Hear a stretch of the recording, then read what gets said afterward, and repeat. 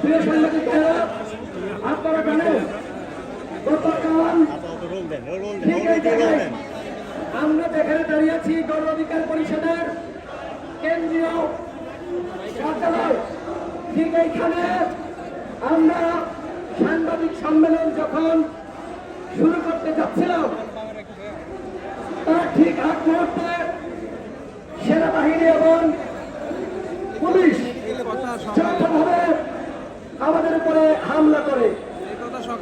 সেই হামলায় গণ অধিকার পরিষদের সংগ্রামী সভাপতি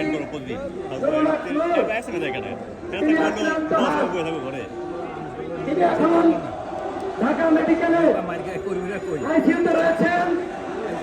6 সদস্যের একটি মেডিকেল বোর্ড গঠন করা হয়েছে। ডাক্তাররা তিনি জানিয়েছেন এখনো পর্যন্ত সংখ্যামুক্ত নন, কনসেন্ট্রেশন নষ্ট হচ্ছে। এখানে আলাদা স্লোগান দিচ্ছে, আপনারা থামান।